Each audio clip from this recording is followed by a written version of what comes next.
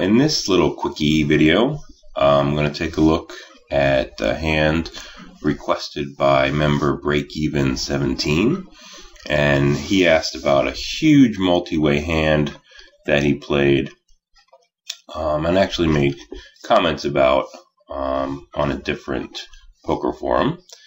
You might be able to guess which one. And he wanted my input on it, and it's kind of a complicated hand, so I figured it was a good example to use for a quickie in terms of how to play big multi-way pots, because they may not necessarily come up all the time in Razz. You don't get this kind of ramming and jamming multi-way as often as you might in Limit Hold'em or other full ring games. But it can really make a huge difference in terms of your win rate as to how you play them.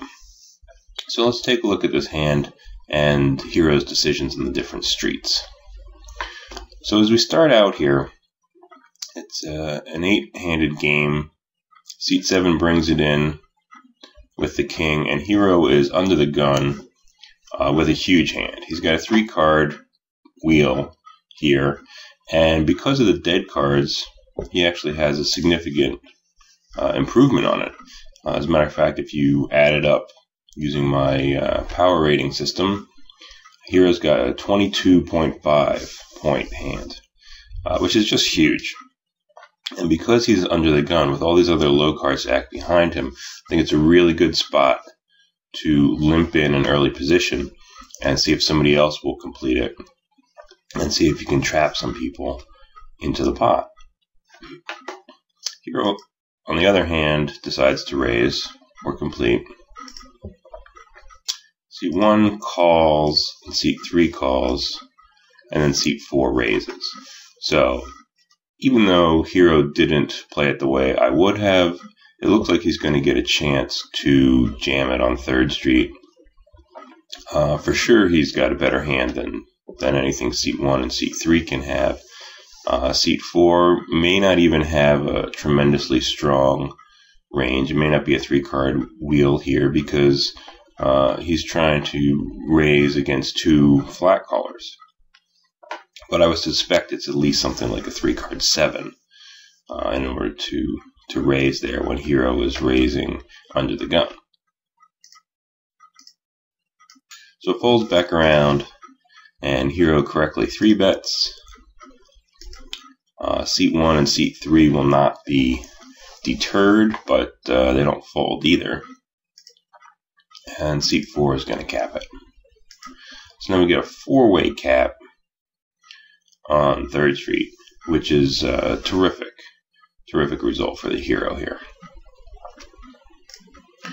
4th Street looks pretty good for the Hero as well. I mean, it looks like Seat 3, who caught a 3, has caught better, but it's possible that he paired.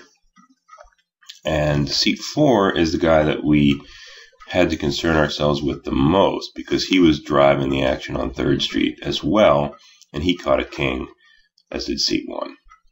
So Hero's in great shape here.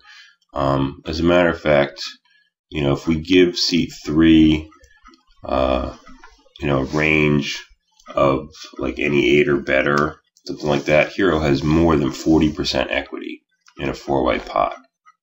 And in order to be profitable, putting in extra bets in a 4-way pot, you only need more than 25% equity. So, and even if we figure later on that Seat 3 has not paired the 3, with that sort of range, Hero's going to have like 38% equity, which is just huge. So the point is, even if you are afraid that you're in 2nd place here, then you still want to be jamming the pot, and you're going to get an awful lot of value for your efforts. So as it is, Seat 3 leads out, Seat 4 calls, and of course Hero's going to raise in that case. Seat 1 cold calls, and now Seat 3 raises again. Now, because the pot is so huge, it's certainly possible that Seat 3 has an 8 in the hole, maybe even a 9 in the hole, maybe even paired the 3 if he has something better than that, like he's got like 3-4 in the hole. He still might be raising, trying to at least get seat 4 to fold. In this case, I don't think there's any chance seat 1 is going to fold once he's called 2 bets cold.